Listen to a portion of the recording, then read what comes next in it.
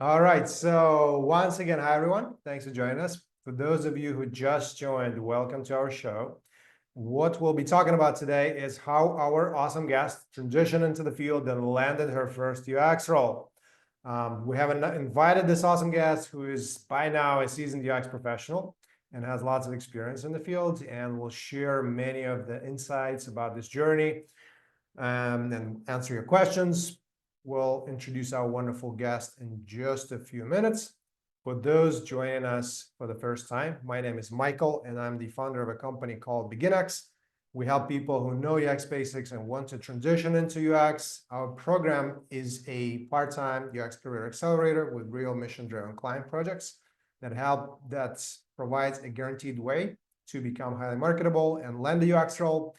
Unlike most traditional bootcamps or career programs, we allow our participants to build real experience, strong real client portfolio, crucial soft UX skills like team collaboration, client and stakeholder management, and presentation, and master the UX job search and interviewing necessary to actually land a UX role.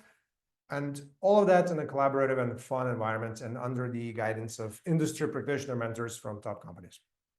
And I don't mean this to brag or anything like that, but just to give you a little bit of a background for credibility purposes. The company is headquartered in New York City, and we have run many virtual cohorts and helped around 160 people or so get hired into UX roles. We'll tell you a bit more about our virtual program and also make a special announcement closer to the end of the event. Of course, that part is completely optional. All right.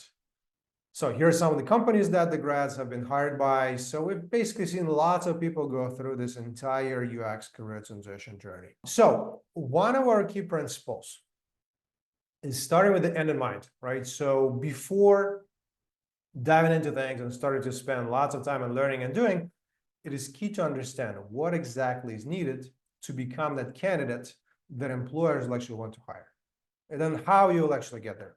So first of all, there are three main roadblock areas that prevent people from successfully transitioning into the field and landing their first UX job. One, lack of solid hard and soft skills that they can successfully demonstrate on their resume and portfolio.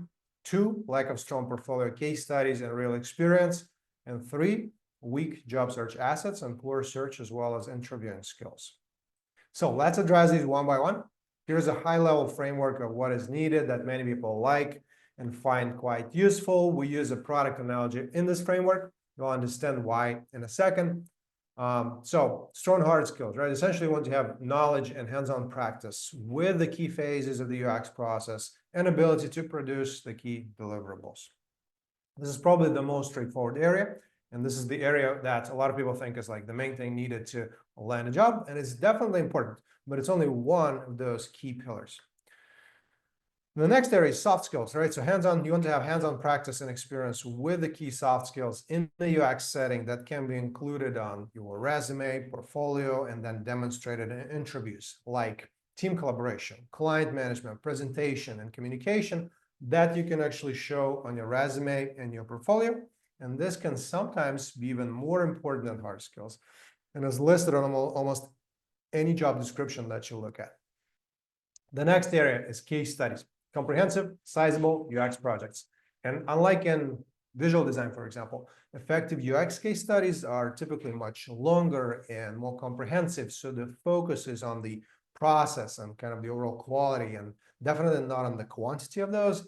Typically, you need anywhere between like 3 to 5 sizable case studies. 3 is usually the magic number, right, that you need to get to. And we recommend having 2 of those case studies with real clients so you can have a competitive advantage.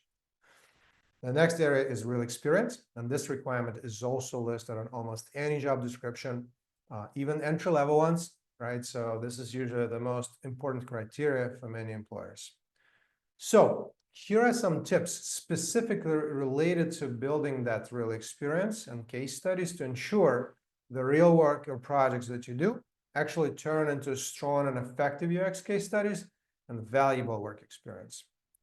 First of all, you want to have more unique and not cookie cutter projects, right? Included in tons of other people's portfolios, right? Because employers are now used to seeing that, and so they can basically see that right away. You want to have engaged and collaborative clients interested in and committed to the project. So you actually have good experience overall and strong case studies afterward. You want to have an opportunity to regularly interact and collaborate with the clients and the key stakeholders, right? Because it's key to build that type of collaboration and client management experience. You want to have experience with a digital product, right? So not just information site, but ideally more of a mobile app or a web app, or essentially some type of software that has much more interactivity and is much more dynamic. You want to do this project in team setting, ideally, right? Or at least like have a few projects that are done in a UX team setting, because that will be crucial to demonstrate to your future employers. Ideally, it's a great idea to have a mentor. That will help ensure that you do not waste time and that you're on track. Because think about it, if you're doing some pro bono work or volunteering, right, and you're just starting out, and maybe the company organization you work with, they're not UX experts either. So you put two and two together, and it's very easy to have a long and painful experience, right? So a mentor, usually someone who is pretty experienced, can help guide you and ensure that you do this efficiently and basically in a timely manner. You want to plan, structure, and scope the project with the client in advance. This will help ensure that you move in the right direction and the project is sizable, but you actually get it done in 2 to 3 months or so, and it does not drag on forever, right? So this will help ensure that you actually gain valuable experience in a timely manner and have a strong portfolio case studies afterward. You want to have implementation intention, right? So essentially, very important. You want to have access to the executive team or key decision makers, and ensure that they really want to get this done. So it's not just something like nice to have for them, they like something they don't care about, but something they really want to get done, right? Because this maximizes the probability of implementation and your ability to showcase your work, right? Your ability to not showcase your work, but showcase your the impact, the results, right? Because that is important. You want to ensure that you can actually showcase the work that you do in your portfolio. Sounds simple. We get tons of questions all the time about NDAs and people not being able to showcase their work. And NDA is okay, but as long as it does not preclude you from showing that work in your portfolio. And ideally, you also want to have some developer handoff experience or developer collaboration experience, and maybe try to get the developer involved earlier on as well. So essentially, hard skills, soft skills, case studies, and experience is like a product, right, or a service that you're building and will be offering to employers. Next, you want to create the search assets to showcase your products, all right? So that includes effective UX portfolio. So you want to receive plenty of feedback from UX industry professionals and iterate many times. You want to have a strong UX resume and key online presence like LinkedIn, etc., with that professional UX experience, and then also iterate several times based on receiving plenty of feedback from UX industry practitioners.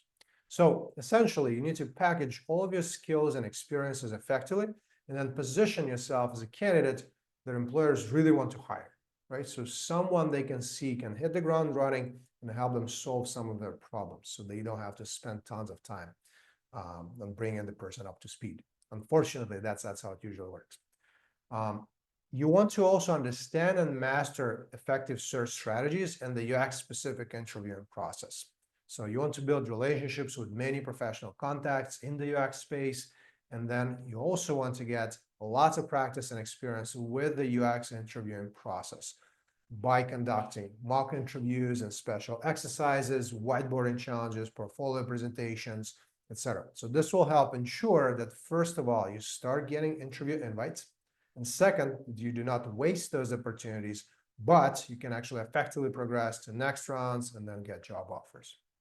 So we refer to job search, assets, search itself, and interviewing phases. So these last few pillars that we just discussed as marketing and sales of that product that you built. So a couple of key mistakes that we frequently see. One is it not building a product that is strong enough. And then you can basically do all the marketing and selling that you want, right? But it's just not going to be very effective, right? You're just basically going to get much more rejection and frustration than is really necessary. which can get quite demotivating and basically compromise this whole transition. The other mistake is not learning the science behind marketing and sales and not preparing and practicing enough in that area. And if you don't do that, even if your product is decent, you can still get stuck in that phase for months or even years in some cases. So, make sense? All right, so that's just a quick intro with kind of overall look at this whole transition, and hopefully you got some useful tips. So now let's get to the most fun part and introduce our awesome guest, and now we'll jump into the interview. So Kristen, it's so great to have you here. Thanks again for joining us. I'm really excited to have the discussion with you because I know you have a cool and interesting story. And I know that you've also gotten quite good at landing these new UX roles and getting hired overall. So would you like to briefly introduce yourself? Sure, yeah. My name's Kristen. I come from a long, a long history of design, not UX, but I did go to school for graphic design, and I worked for a magazine for a few years. And then I didn't really know what I was going to do.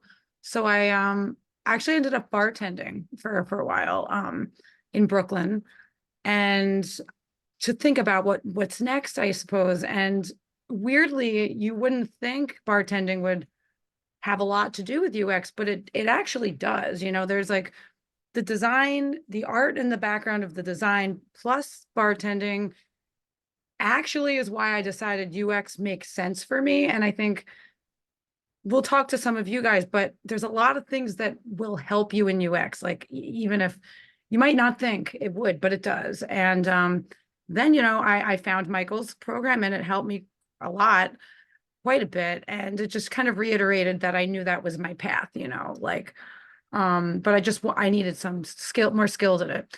And so after that, I just started applying, and I got turned down a million times until I got a really great job. It happens, but there are Fortune 500 companies, and it was awesome, and I've been loving it. I really do I do UX UI. I know there's the thing about maybe it being two separate things, and sometimes it is. Comcast was one of the places I worked at. Johnson & Johnson was my first big, job after like smaller contracts with like startups and stuff. That was very much UI focused as well. It was more like we didn't go through the process of user flows and all that different stuff, but we'll get into that, I'm sure. But just to summarize, I've learned both sides, UI and UX, and I'm currently doing both in the job I'm at now. And it's pretty fun. It's cool to think about the path that I was on, and I'm sure I can't wait to hear about some of your guys' stories as well, like how you switch and how you can really benefit from having a diverse background. And there's a lot that you can bring to UX from any background, I think. Awesome. All right, thank you, Kristen. So let's jump into the discussion. So just as a reminder, I'll facilitate the discussion, might have to interrupt occasionally just to ensure we're on time and have a chance to answer most of the questions and give the audience a chance to ask all their questions, hopefully. Also quick reminder for the folks in the audience, so if you have a question, please use that Q&A tab. It's a special tab that's designed for questions. So this way, you can also, as I mentioned earlier, you can also upvote others' questions. And this way we also make sure that we address the most popular ones that many people are interested in, right? And ideally, so review all the questions that are there. Basically, we want to make this as interactive as in real life as possible.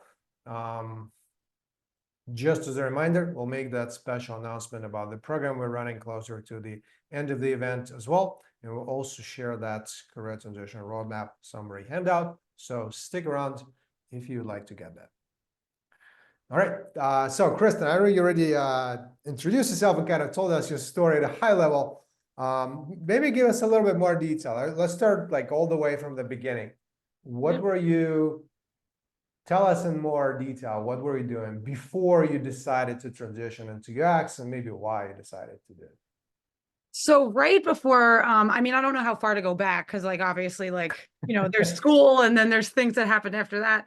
But like before the switch to UX, after working for a magazine, it was a financial publication, a weekly publication it was called the Credit Union Times. It was, like news oriented. So that was my kind of my first job out of school. Then as I said, I went into bartending because print kind of it died. It was like, I mean, you go see magazines now, they're like 10 pages. Like it's kind of, they're lucky to still have it. Vogue, I just bought Vogue at the airport the other day. It's like 15 pages, But anyway, when that happened, I was like, okay, well, now what, and UX was like not as big of a thing. It was around, but like I wasn't quite aware of it at the time. It was still kind of getting its name for itself. And so I started bartending because I live in New York and you have to pay your bills. And I love people, and it's one of my strong suits is connecting with people and like making good experiences for them. And I really enjoy that stuff. So I started bartending. It was super fun. I did that for I think like 8 years. Actually, I can't believe it was that long, but it was. And slowly the pandemic hit, right? And so I'm working in this bar and it's like, things are going on and I'm like, I need to make sense of what's happening. I want to take these skills that I've learned bartending. I was managing the bar actually. I became the manager. And I wanted to take those skills and pair it with the design skills I already had and find a path together with all that stuff. Because I always think you should do things that you're good at. You should do things, take all the positives, take the strengths you have at anything you're doing and put them all together. And a lot of times you'll find UX it's great for almost everything. It's like it's user experience. You can take lots of backgrounds. Mine particularly was bartending, making experiences for people, helping them out, figuring out what they want even when they don't know what they want. And visual design. I knew the creative suite. You don't have to know that, but I happened to know that. So that's one of the reasons I do both UI and UX, which UX is more the logic, it's the user flows, and then UI is like Figma, it's creating logos, color schemes and that stuff. So I do both. And after the going to BeginX and after having some, some different like experiences working for those clients, I got my first job, for Johnson and Johnson, and that was a learning experience for me as well. It was my first job, and it was like a full-on graphic UX position, but it still was a learning curve. I still was learning things and how it works. And I think Comcast was General Mills. I did like a contract with them. That was a small project, but that was also really cool. I got that job from a girl. It's all about networking. Like at Johnson & Johnson, a girl did work for them. So I got that through her, and just the social aspect and learning about making connections. And Comcast was when I think I really like got down into the whole user flows, impact maps. We really did the whole 9 yards with that job. And that was really, really, really great. Now I'm actually at New York Blood, which is nonprofit. I am the only designer there. I work with all developers. And we are releasing the first app they've ever made in their life. And I led that, and it's coming out at the end of January. So that's very exciting. And it's very rewarding. Awesome. So, yeah. Yeah, congrats on that. Thank you It's so much. a lot of work, A a whole lot of year. responsibility. And actually, I just got converted to full time yesterday. I got a call. Awesome. See, we have some clapping hands going there. Congrats. Very. All right, amazing. And just as a reminder, everyone, as we talk through this, through Kristen's story, again, when you have questions, don't hesitate, just put those in Q&A. And please try to focus those on the UX career transition and basically landing your first role to ensure that we're on topic, right? So we're focused so we don't use everyone's time efficiently here, right? Because everyone, like all of you came here to learn about that. So we'll try to make the event as focused as possible on that particular topic to make sure it's as useful as possible for you. Kristen, what were some of your biggest challenges in the beginning when you just started to make that transition? When you just decided maybe you decided to become a UX designer? For me, and it still rears its ugly head, is imposter syndrome for me. I like, doing something new is scary to do. It's kind of like, here I am wanting to do this thing, and people actually believe I can do it, and I've been hired even, and I'm still like, can I do this? Like, I don't know. I don't want to say confidence, because I feel like I'm a confident person, but imposter syndrome is real, and like I think I had a little of that for a little while, and that just comes with time. And it really, the truth is like, we're all people. A UX design is really just, it's just, I think everyone has it inside of themselves to just like kind of perfect and tweak, to be honest with you. And so that was hard for me to get over, just thinking that maybe I wasn't ready yet, even though, but I was hired. So it was like, I am, of course I am, here I am having the job. So that was a big one. And I think too, like, knowing when to use what process, like not every project needed, not every project needed a user or like a user flow, or maybe not every project needed personas. Not everything like, some places don't even have a research team. So it's like, and a lot of small companies don't. I think it's about learning where you are, and the fact that the process is different depending on the budget, how big is the company, and like what the resources are. So sometimes you learn a certain thing, and you expect that to be how it always is, and it just isn't. Like, you have to be flexible. Like, sometimes you'll work at a place, they want wireframes, they just want you to just start with that, and you can try to be like, well, this is sort of the best way to go. But and if being turned down and being like okay with being told something you don't agree with the process is a little bit difficult, because you think you know better than a product owner or somebody, but you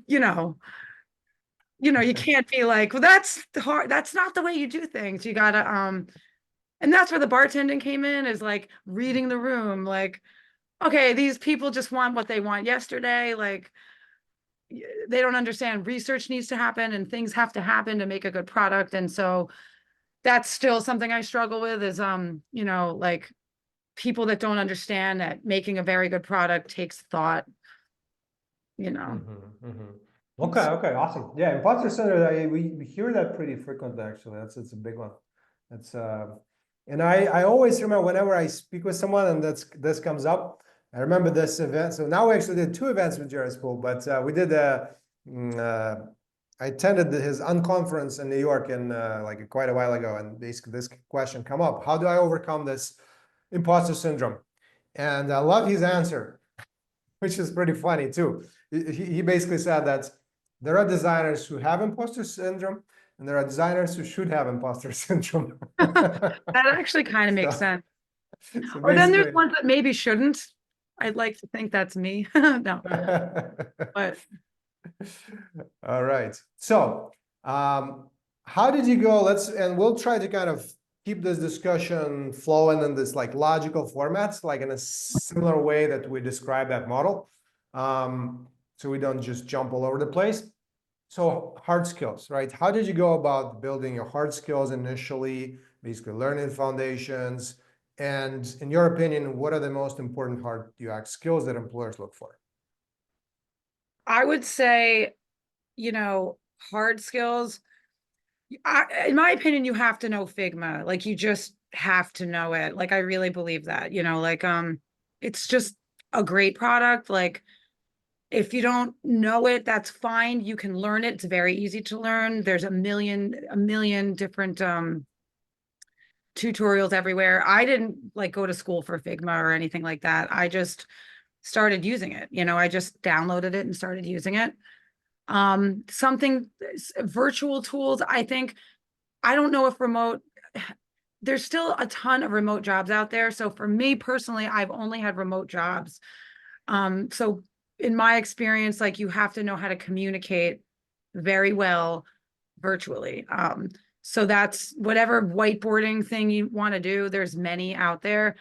I've used Mural, I've used like Fig Jam, like, but you have to know how to like use tools to like interact and collaborate with other people virtually. So I think that's a really important thing. Mm-hmm. And if we talk about hard skills, basically understanding the UX process, Mhm. deliverables, concepts, I believe you mentioned you also went through FIT's course on that at first, right? So Yeah. did it help you basically learn the fundamentals that way as well?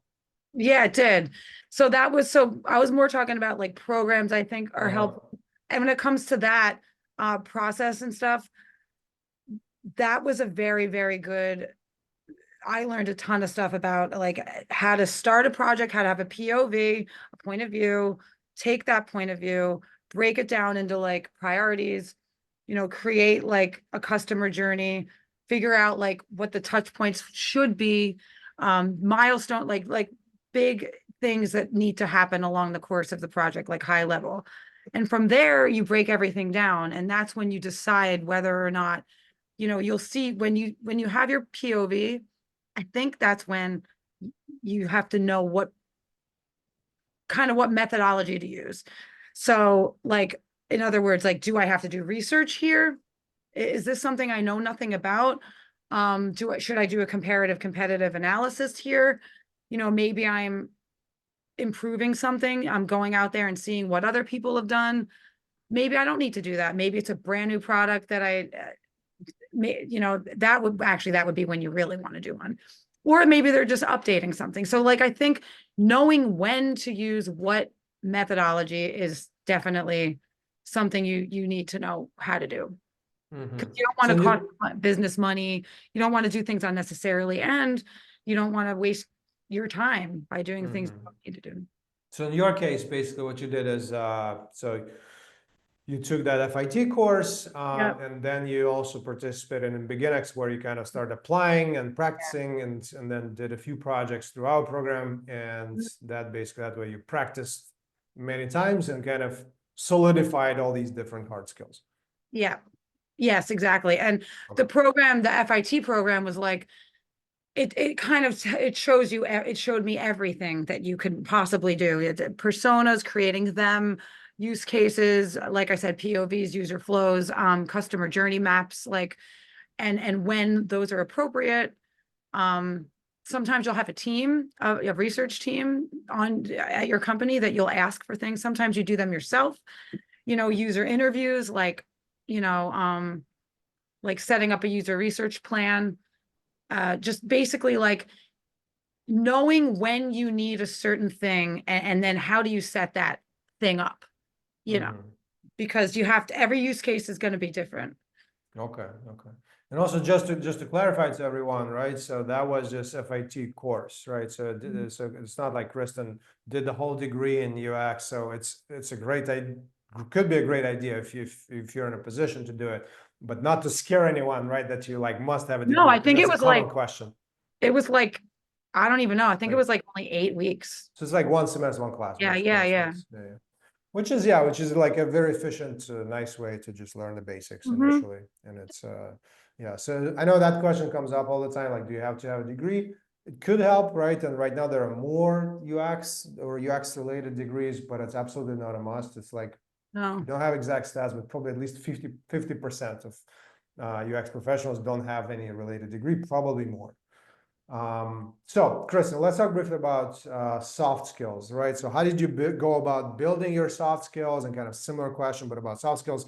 And in your opinion, what are the top soft skills hiring managers look for in more junior candidates, and how do you gain those?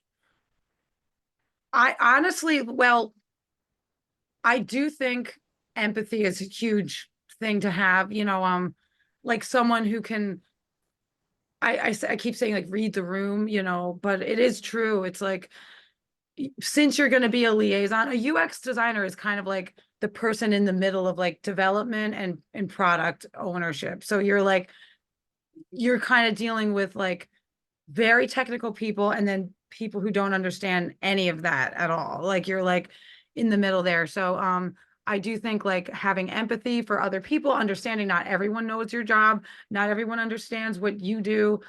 I think being able to speak your mind is really good because you can't be steamrolled by like, a marketing team or product team. Like you can't, you have to have professionalism, but like just trust yourself enough to be like, this is the best experience. This is why I think that. And if you have the hard skills behind you, you need the confidence to go forward with that, having confidence, having empathy, and also knowing when to push back, because you're going to get a lot of that from developers. They don't want to, sometimes they want it the easy way out. So you have to know how to be like, okay, if you can't do if you can't do this, what are my possibilities? And then being flexible. I think you really do have to be flexible and be empathetic and be confident, I think. Okay, okay, awesome. Yeah, great tips. And by the way, for folks in the audience, keep in mind, right, that landing your first job is not just about job search, right? So as we go, so we're gonna go through not just like what are the tips and tricks for searching for the actual role, right? So it's not just searching, it's actual landing. And landing means being that's basically building yourself up and becoming that great candidate at first, right? So make sure, like, feel free to ask questions also related to not just like how to search for work, but also about anything in this transition or Kristen's UX career transition, right? And that involves this whole journey, right? Because that's a mistake a lot of people make. They just kind of and that's probably like the traditional way of starting a career, right? You're just learning, and then trying to get a job. And then what happens? Then nobody wants to hire you because you don't have any experience and hands-on practice, etc. And so that's why we started what we started, right? The program. So it's like a smoother way to make this transition, right? And but you could also do something like that on your own as well, right? By basically volunteering or doing pro bono work or freelancing or getting internships, apprenticeships, etc., stuff like that, because that is often what ultimately gets you hired, right? So, so feel free to post more questions about anything UX career transition related and landing that first UX job, right? So we're not going to go into a lot of detail into like doing that job, right? Because we're talking about landing and getting to that goal. So Kristen, talking about professional experience, any tips? It's like a little bit of a tricky question for you. How do you break into UX without professional UX experience? I think it's just about learning, like you said, like it's about like first of all wanting to do it. I mean that's kind of like goes beyond saying, but without saying, but like if you have like an innate passion to do to help things be better and products and people, that's almost sort of all you need in a way. I don't know, like that's how I am. Like I was just like, I just want to do this. I want to make things better. I like talking to people. I just would like to be involved in the process. So just a want to do it is number one. And then really like there's so many resources out there. Like there's so many things. There's like a few tutorials I've watched that are awesome, even online, that are free. It's just the process is, if you have the want to do it, you can learn the processes easily online, or like I said, like 8-week programs, whatever.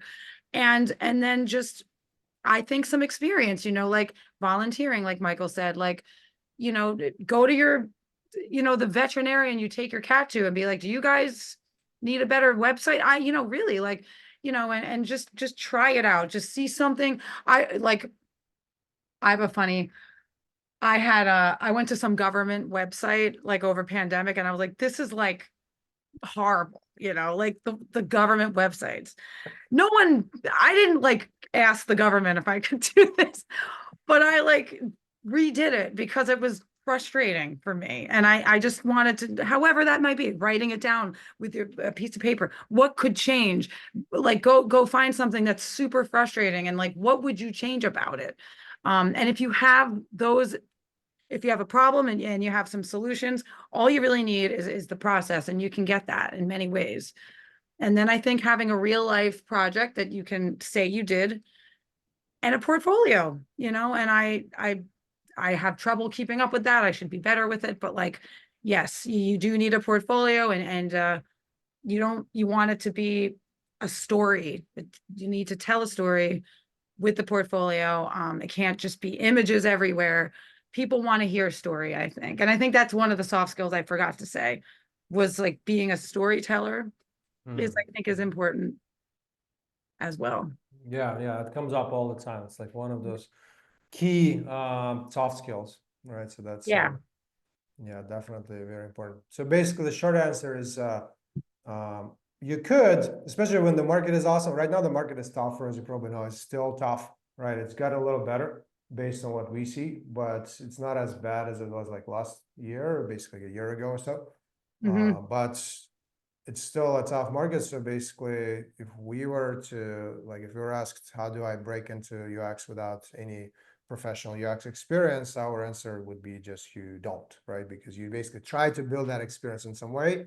And even though I wish I had like a nicer and answer, but what ends up happening if you try to do it, even honestly, like even before the pandemic, like, because during the pandemic there was this hiring craze initially, right? And then there was the drop, right? The layoffs, Yeah. right? Because they overhired, and then they basically correction happened, and then they started laying everyone off, right? So Yep. and just to clarify, the overall long-term trend, it's still kind of upwards, right? It's just gradually growing. It's a great field. And we actually had that Jared Spool talk when he was at our events, when he was the guest. He did a great talk on that. You can find it on our site. And by the way, Mika, feel free to paste the link to that talk into the chat. But anyway, so it's essentially our recommendation is to always, and we, of course, we're biased, like we're on a program that is allows you to build that real experience, right? And basically trains you and mentors you and does all that stuff as well. But you could also try doing something similar on your own by volunteering, by doing pro bono projects, by finding startups to work for and volunteer for, etc. Right? So, and that's usually faster, because the mistake that, again, as I said before, that we see some people make is they just get the skills, they just learn and do hypothetical stuff, and then they start applying and applying and applying and applying, and then like a year and a half later, they're just complaining like nobody wants to hire me, right? And it's, it sucks basically, right? But so the solution to that is to build yourself up in the process and basically Yeah. gain all those competencies in the process.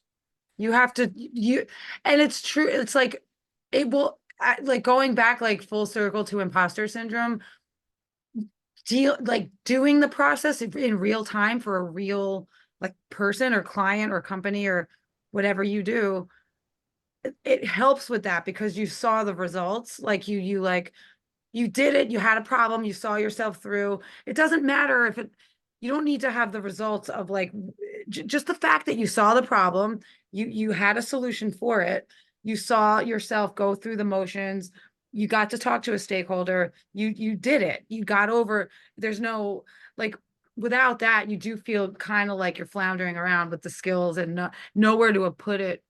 Um, so I think that's a very good point, Michael. I agree with you.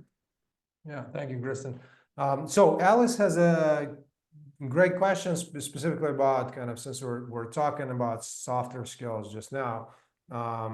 So do you think someone with fear of public speaking can get into UX? Yeah, absolutely, I do. Yeah, of course. Like, I don't love it. I don't think it. I'm outgoing, but it doesn't mean that I love public speaking. I get nervous and I get like a little frazzled sometimes, but everyone's scared of doing it. I think the answer is like everyone is, and then we all just do. We all just do it. Like there's no one who like thinks they're great, or I've never met anybody that does. And to be honest with you, some of the more quiet, like shy people on my UX teams have been like almost listened to more so, because they don't pipe up constantly. And when they do speak, it's, we want to hear that. And your job is to be making better experiences, not like, you know, making speeches constantly. But and it's not about that. However you communicate is fine. It's just that you have to communicate. Yeah. Like if it's that you don't like to talk a lot, that's okay. However you feel you can get your point across is totally fine. Everybody is different. Yeah, I definitely think that. And also, like, I'm with you. Like, I just signed up for a public speaking class because I'm like, I need to be better at that. I mean, like everybody does. So I say just work on it. That should never hold anything you need to work on. Just sign up for a course, go online, look some stuff up, and don't let things like that make you afraid of stuff. Just everyone's got something, and nobody loves public speaking. I've never Yeah, really yeah. anyone does. Yeah, awesome. That's a great answer. It's I feel, yeah, Alice, just to add to that, I think it's like public speaking. Usually they say it's like the second biggest fear after death or something like that, right? For most Yeah, people. everyone So, gets it. so basically everyone is afraid of it. If naturally you're someone who's like more shy, more introverted, basically it just requires more practice, right? More practice, more Mhm. going at it. But once you nail it, like basically you'll accomplish much more than someone who is naturally extroverted, naturally outgoing, and naturally more confident, right? Just imagine they only need to travel this much, and then you travel that much, right? As you could be proud of that accomplishment, right? So And don't forget that the person who's like outgoing and like whoever you think is so great at the public speaking might be trying to hold back more sometimes. Maybe they have everyone, can learn from each other. So yeah, I would never. I say, yeah, like Michael said, just do it. Just keep doing it, even if it's uncomfortable. yeah, that's the key to growth. Yeah, All yeah, right. Yeah, if you only do things that are comfortable, you'll not really get anywhere. right. Um, so, Kristen, tell us a bit more. How did you go? I know you participate in our program, right? But you can just describe the projects maybe in a bit more detail. How did you go about building that real experience so you could transition into UX? Yeah, I think, like I said, like from bartending, I think that was when I started. Yeah, I went to the FIT certification program, and that was the 8 week thing. And that was I think I first just started researching UX design. I just on my own. And I was like, what? Because actually, one of my customers at the bar was like, you would be great at UX. And I was like, really? Okay. Well, maybe I would. I never really thought about it. And like, it was a seed planted. So I was like, okay. So on my own, I just started looking it up. What is UX? What does it do? What does it mean? Like, what is the pay? Let's not forget we all want to be paid. It's like, so I was like, this looks pretty good. I think maybe I will start looking into this more. And it took a long time for me to do it. Like, I think like I was interested in like a year before I really did it. Like, I feel like I went to like talks just like this for a long time because I didn't think I could do it. I had, the imposter syndrome and I'm like, I can't make a change. This is easy for me. It's a waste of money. I shouldn't go spend money on this FIT program because like I might not get a job. But, you know, I don't know. I just was like, I'm going for it. It just took a little bit of guts. And that's when I went to the FIT program and learned that. And then the BeginX program and did work for real clients. And, that was for me, that was great. I don't know. I really enjoyed working for somebody that it was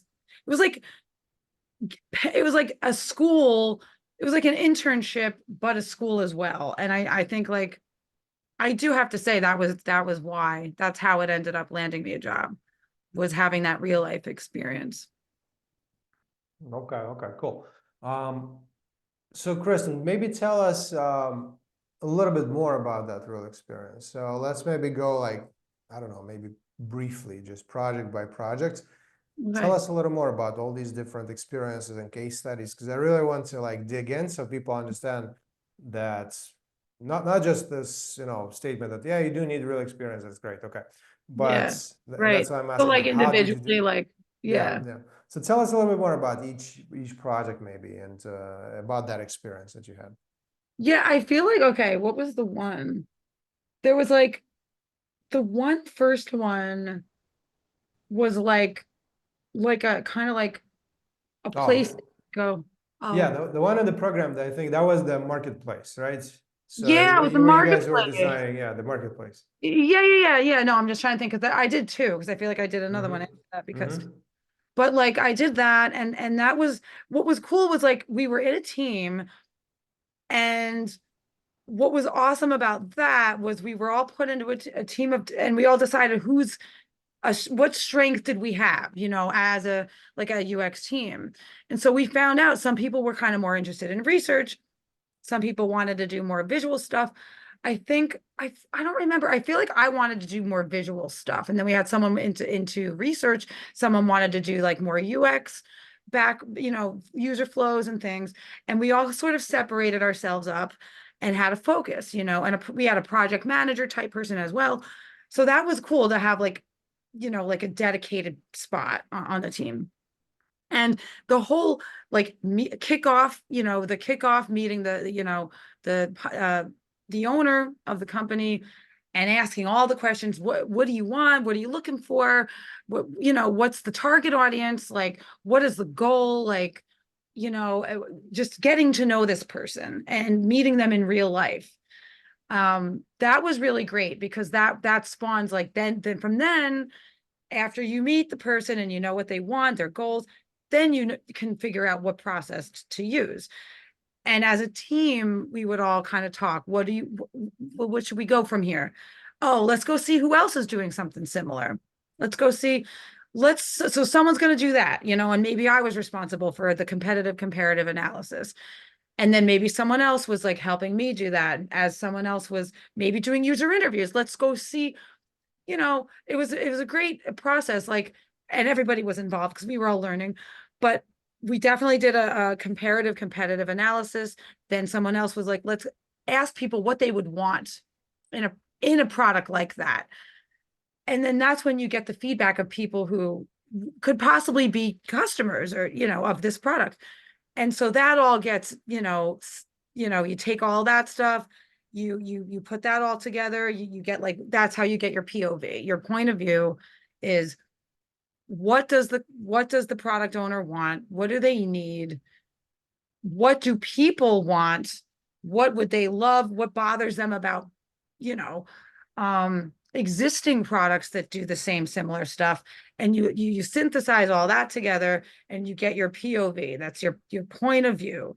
From there is where you start to break off into like, so what's the first thing that needs to happen? What's the second thing that needs to happen? What's the third thing that needs to happen? And we're not talking about designing screens. It's like just squares with words inside of them. Like, log in, choose from this option, be able to pay, sign off, and then join a mailing list, whatever, like whatever the big major touch points. And then you go into the touch points and how do you log in? Do you want somebody to be able to do XYZ, all that stuff, and then touching back with the product owner.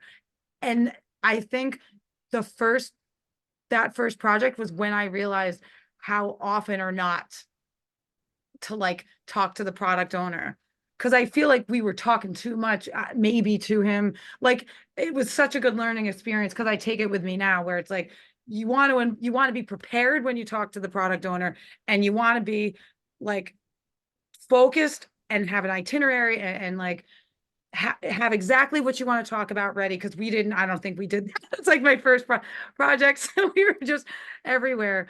But like, I remember those times still. I'm like, I gotta get to the point. Maybe I'm doing that right now. But like, I'm just Get to the saying. point, Kristen. No, I just mean that, like, everything's like a breaking it all down into smaller forms. And that's what I learned doing those projects. And that one about the marketplace was interesting because I think we arrived at a good conclusion, but I think we could have dug a little deeper. Um, you know, looking back, I think we got high level. We could have Well, maybe, you can always, it's that imposter syndrome, right? You can always feel like you can make yeah, something doing it better. again. Yeah. But it was really cool to interact with the stakeholder. I think like that's the missing piece of the going to school and like doing tutorials and things is you don't actually get like the person who cares the most about it involved. It's like, it's all Yeah. imaginary. And it's So a totally different experience, right? yeah, Where it you're is. designing by yourself in a vacuum and doing this pie in the sky type of stuff, and Yeah. nobody's telling you anything, versus when you actually have the clients or the stakeholders, oh, I Yeah. don't like this. We cannot do this. No. And they're just like, just do this thing. And it's this crazy thing. And you're like, you can't. But so that was the first taste of it for me. Cause before that, it was all school and everything's a happy path.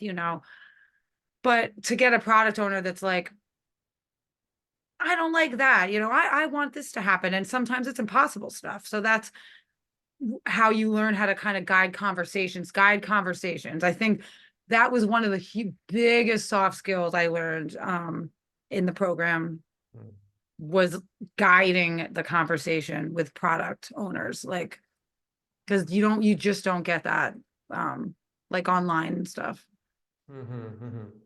Okay, okay, so Yeah. that makes sense. So basically, just to summarize, so based on the right, I remember, right? So you did that marketplace Please. client project in the core program. Then you Yeah. also did another one That after, was the maybe even digital. two more, I think, afterwards. I did do two more. I Mhm. couldn't get enough. I'm like, give me more. Like, oh, I did the video editing one. Kamua. That was Mhm. cool. That was really interesting as well because that was like a mobile thing where it was like editing like videos but on someone's phone. And they had like a beta, like they had like an idea and they just wanted help how to do this better and more realistically. So that was cool that they had, because they had an idea. Some people don't even have an idea. They have none. Like the first project, he's like, I have nothing at all. But this one was like, we have this, we already kind of did mock up this thing. How do we do it in real life? So that was cool. That was a lot of user interviews because a lot of people had a lot of opinions about how they would like that product to be. So that was big on, I think for me, that project required a lot more user research than the first project did, because it's such a hot topic. Instagram, um, like people had so many thoughts about like existing products for that. So like I said, that's what I'm talking about with like methodology and how to know when to use it is someone that has nothing at all. The Olas guy, remember, I don't think he had, this was another one we did was a guy who wanted to link people up with internships. And he wanted somebody who wanted to just learn how to do a thing and not be paid. How does the intern benefit and how does the person who needs work done benefit? And so we were thinking about two people that needed to benefit from that. So that was like two sets of user interviews and like two different kind of user flows. So like, and two personas, because you had the intern who wanted experience and then you had the person that needed the work done, but you had to tell them what to expect because this was somebody starting out. So that was a big one for personas, whereas I don't, the marketplace personas, I think we did like a general one, but that wasn't as important personas for the first one, as much as like that was more competitive analysis to see what else was out there. So like that's another, it's when to know what to use and where is it appropriate. And that Mhm. comes to experience. You don't get that you don't really Okay. get that unless you're working for like a real company of some sort. Yeah, that's cool. So basically, yeah, you had experience with like different types of products and Yeah. projects and designing something new. Like, so there was like an established company, an agency, and they were basically rolling out a new product versus Mhm.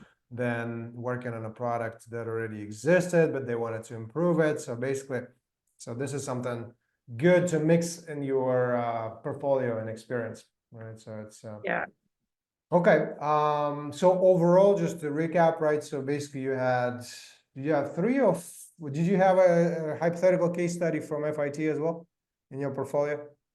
I mean, we were not really. That was more like all the different methods all the Mhm. different like processes that you Mhm. could possibly use in a use case. I think we did make up a product. I made one that was a fun project, actually. I think we did have to create one, and I did, and I made it from scratch, and it was like an app that told people what locals liked to do when they landed in a city. And then I wore every hat for that because it was, it was like a school project. So I made it up. I made the logo. I just drew it by hand on paper. And came up with a, point of view for it. Did a little bit of research, asked some people what they'd like in a thing like that. And then presented that. It was a very short little presentation of like what I asked people, what people wanted. I synthesized the data. I made a little persona of a person who has never been to my hometown in New Jersey and how they could link up and find out what locals like to do instead of like touristy things. So that was fun. But I think that was the first UX project I ever did. I think Cool, it's cool. one for So you too that was like a smoothie maker. no, that was a small one. Yeah, yeah. That was just Yeah, like a mini challenge. Yeah, I found that the other day. I was like, oh my God, come a yeah. long way. Yeah, yeah, that's cool. And by the way, I see more questions in Q&A. Amazing job. Keep those coming. And again, please try to focus those on the process of transitioning into UX and landing that first UX job. So just to, if you need some prompts, right? It could be about experience, it could be about skills, it could be about portfolio, resume, actual search as well, right? So I see some, Isabella asked a question, what kind of information should I prioritize in my portfolio and curriculum respectively? So Isabella, let us get to this in just a second. Like once we get to portfolios, and we're already kind of started talking about case studies and experience itself, so we'll get to portfolio like in a second. And I'd love to take this question. I think Rosh has had a great question somewhere as well. Yeah, Rosh, so if you could please put your question in Q&A. And yeah, so just use Q&A and put your questions there. And please, please, please, and rate, review, and upvote other questions as well.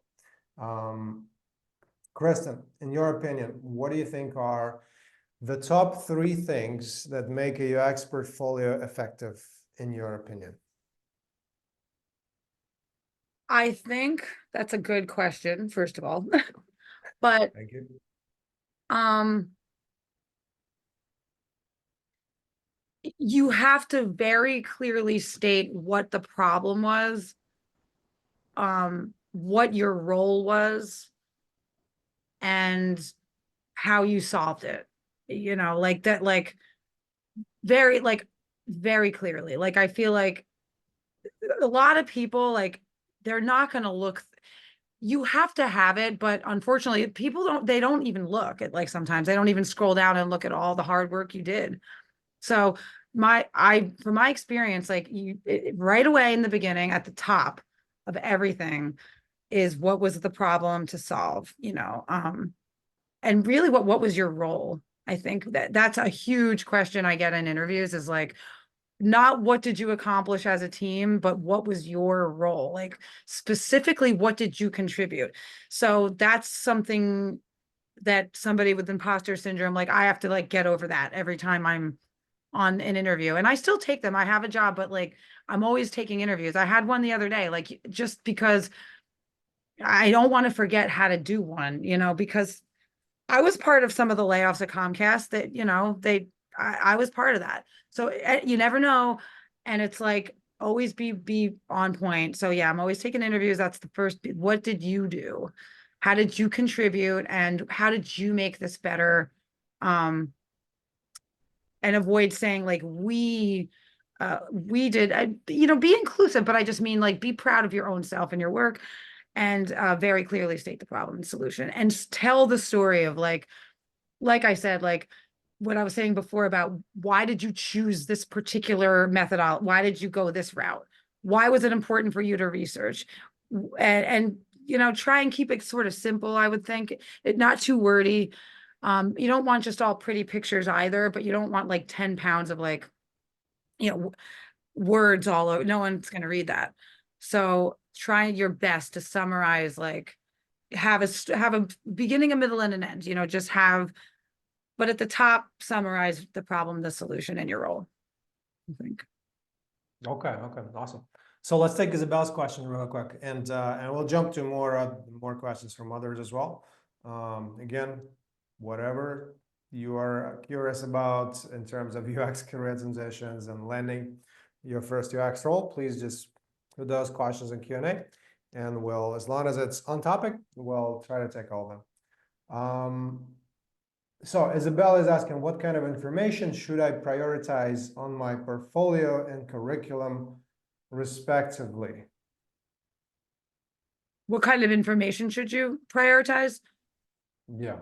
Well, I think, as I said, I think like what the problem was and what the solution was. Like, but I think it's good. Like sometimes it depends on it sort of depends on the project. Like, you know, sometimes it's going to be good to tell the background of like why was this a problem, like what was the research done, what were the key pain points, like, let's give some context as to like why were you asked to do this, why were you asked to solve the issue here. Think about it like as yourself, like picture yourself as you're a person hiring somebody to solve a problem for you. Think about a problem you have, whether maybe it's just like you're annoyed that I don't know, the dog food that you buy is annoying, or it's not enough in the bag. I don't know, I'm just saying, like any problem, and you're hiring somebody to fix that for you. Wouldn't you want them to come to you and be like, well, here's the problem, and I know that it is because of this. I did research and I know why other people are doing it better. And here's how I think we can solve that problem based on what I found out and what people want in their dog food bags. Like, I don't know, but think about it as that. Like, don't bring it back down to reality and think of any problem you've ever had and how you would like someone else to tell you how they'd solve it. And like, that's basically like how you're writing a case study. And it might be different for everything. Some things might require, like if someone's like, I want to know about the moon, and I would like someone to solve that. So that would require, that's going to be like an assumption that you're going to do some research on. So that your biggest statement there is going to be like, I asked people what they think about this, and then I did some research on the moon, and here's what I found, and my assumption is this, and I'm going to test it on people because I don't really know. And that's also a real life project that I've gotten projects that don't even have answers. They're just like, help me figure out how I would get an answer. So I think if you put yourself in the shoes of like a problem that's something similar, you would know how you would want to respond to it. Like, I guess that's kind of like my advice on that. Okay, awesome.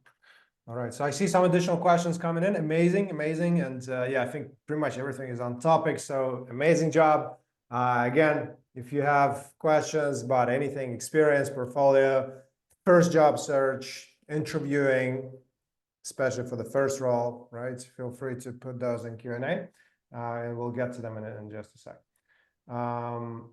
Kristen, what do you think were your biggest mistakes related to portfolio and resume? I feel like I think I like didn't explain my process maybe as well. Like I like screenshot things and they were too small, and like, I think I had like I think one time I screenshot my whole Figma screen of like every tiny little showing the wires, and that didn't really tell anyone anything. It's like, I think I just wanted to be like, I know how to use Figma, and which is great. That's a wonderful thing to know how to do. But if you can't see it and read it, it's not really telling anyone anything. So like, be intentional about your imagery. Like, it doesn't have to really even be like beautiful. I think I was trying too hard to like showcase things that I thought would look cool, and not explain what the problem and the solution, as I said, is the most important part of anything UX, is like the story. I wasn't telling it well enough, and expecting people to understand the process when in fact even people that you work with, they don't understand. Product owners are not going to understand why you do what you do. Your job is to like tell them what the step is, why you did it, why it's important, and how they'll benefit from it, as well as the users. But sometimes it's like you really have to kind of gear it more towards how is this going to make the product better for the business. And it's hard as a UX designer to make the user happy as well. You got a lot of people to make happy. But like I said, I think I just wasn't as clear as I should have been, as succinct as I should have been, and too many just images that I thought people would understand without context, you know. Okay, so that's cool. So I want to take this question from Rush. And Rush, thank you for copy pasting this into the Q&A section. Appreciate it. So Rush is asking, how did you figure out what industry you best you basically are the best fit for? I assume so. So you best for, and what is your best fit for as a designer? For example, healthcare, finance, social media, tech, etc. Especially someone just breaking in, just trying to dip their toes. How do you curate your work to tailor it so to meet the needs of the company for an internship or role? So the answer that I have to that is going to be, I don't know if it's going to be what I kind of like, I'm so open to personally to any company, as long as the vibe was good in the interview. You know, like, but I totally respect people that are like, I want to work, in healthcare. I really want to work in, like, the fashion industry, say, and there's a lot of people that do. I don't, because I go more on like what seems like it might be a good fit for me, regardless of any of that. And sometimes I just apply to like everything, and I just do the interviews and see who I vibe with well. But then I think you should go out and you should do work for free in that industry. Like, I don't, like, you're gonna have to have examples then. If you're someone who's like, I want to work in fashion and that's it, like, I'm really interested, I'm passionate, then then somehow maybe see if you can do something for free, or even just make up a project that has something very much to do with the beauty company, or like, something that's in that realm. You're going to want to have examples.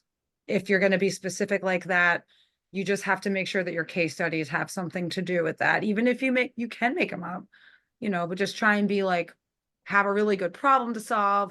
Maybe try and improve a site that you go to, like maybe Sephora's site, like, isn't great. And you can just say, like, I wasn't, I didn't do this for real, but this is how I would improve this site here, and this is why I had a passion for it. Yeah, and like, as long as you can tell the story as to why you cared so much about it, and you have case studies about that particular area, I think you'll be in pretty good shape. Yeah, and also just to add to that, Rush, so in UX, it's there are some industries, right, where in some roles where it's absolutely crucial to have specific industry experience, right, like specific sector experience. In UX, it's much less so, right? So while it could be great, let's say you want to do ad tech only, right? It's amazing if you have, like, if all your case studies are ad tech, etc., right? It could give you an advantage, but it's much less crucial than in some other roles, right? So like in Kristen's example, right? She worked in these different, she had a set of portfolio projects that she did in the program from different industries, right? Then she worked at different companies, let's say J&J, which is like consumer packaged goods, and Comcast, which is completely different, and now Blood Center, right? Again, so you can move around much more easily in UX, right? So basically, it's like a double-edged sword in a way, right? On one hand, if you focus, it could increase your chances slightly of like landing a role specifically in that industry. But on the other hand, you're like so narrowly focused that you kind of limit yourself a little bit to because you don't have any like other experiences, right? In other sectors, right? So they may see that, oh, this is just an ed tech person, and then they pass on you, right? Potentially, right? So it's like, it could be like advantages and disadvantages, but overall, like, at least like our philosophy is not to do it in the beginning. right? Just later on, right? It's easier once you're in the field, then you're in the field, you're already all set and great, etc. Then you can build certain experience in a certain sector and just go in there, right? But initially, I think it's better to just build experience in different areas and interview different companies and different sectors, and that way you're just open to many more types of opportunities. So, Kristen, in your opinion, what types of projects are most effective in one's portfolio? And how can you also tell hypothetical projects from real ones? Well, I feel like that's the first one is I just for some reason when you said the hypothetical from the real, like that like spawned like reaction in my head because it almost I don't want to say it matters, but I keep on going, but I feel like I'm picturing like the interview and you're in it and the person and you're going through a case study. I don't know if the person's going to really, if they know that it might not be real, that's okay.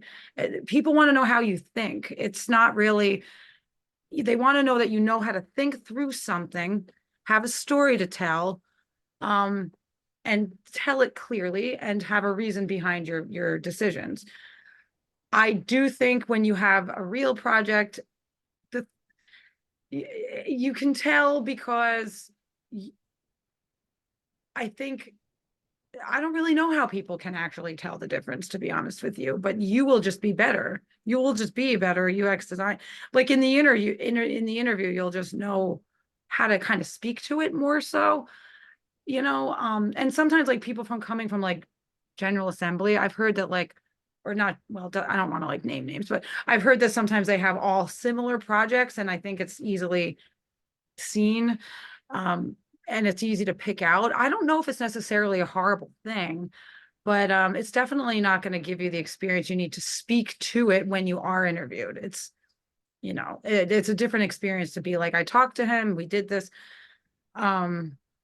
So I think, I don't know if it's about how you think. I don't know if it's not going to be a horrible slight against you if it's not a real company, but I think it really helps you out a lot when you're talking about it, when you're speaking to it. Yeah. So, based on what we researched before, it's basically one thing I heard is basically it's the constraints, right? It's the constraints and it's team collaboration, right? That you have the constraints you get from the client and kind of the limitations and working with others, working with clients, working with stakeholders, that makes it a completely different experience usually, as well as outcomes and metrics and impact, right? So But that's I why also want to say too, you don't always happen to get like some of the real like projects I've done don't actually have metrics because like sometimes it doesn't even get done. Like, but yeah, that's a very good point because I'm thinking about like giving if I was going to make a fake pro, I would just give myself restraints. But yeah, you can't, there's a budget, that you have to follow. And there's like different people involved with very strong opinions. So you learn how to deal with like conflict, which is another thing you need to know how to do as a soft skill. And it's, as you said, like it's never guaranteed that the work will be implemented, but at least when you're like, let's say, building out your portfolio, you want to maximize that probability, right? And if you're doing something like our philosophy is, it's a great start to do like your first project is hypothetical. That's probably even better, right? So you don't frustrate any clients while you're just learning, right? And then after that, just do real stuff, right? Because you can choose, right? And why do stuff that makes you less marketable if you can do stuff that makes you more marketable, right? Oh yeah, totally. So just doesn't make much sense, right? So that's why and also that's why I gave all those tips earlier, right? So you can actually you want to try to maximize the probability of implementation, right? So, and that's why it's important to have clients on board, so like companies that really need your help and executives or decision makers that really want it, et cetera, like all that key criteria, basically. So, and Crystal, in your case, right, so you only had real ones pretty much, and then you also, and you had all of those on your resume and on your LinkedIn listed as experience. I do. And Yep. that's a key, Contract job. that's a Yeah. key I part. contract, like But like, as you said, like the FIT fake one though, that was the one that showed me all the different things you can ever possibly do, Mhm. all the different processes that you might need to use. You don't really honestly like, I don't in real life, I don't use them all like on every project, that's insane. Like that's not going to happen. Like, so yes, like with the real projects, it's actually kind of interesting to realize when there's not one needed or when there is, or when more of this or not that. So that's when you start to learn how to gauge what has, what you need, what you don't need, what things work, what doesn't, when to use what, and also how to collaborate in a team, you know, and take direction from product owners who have no idea about design. They just want what they want yesterday. Like, it's true.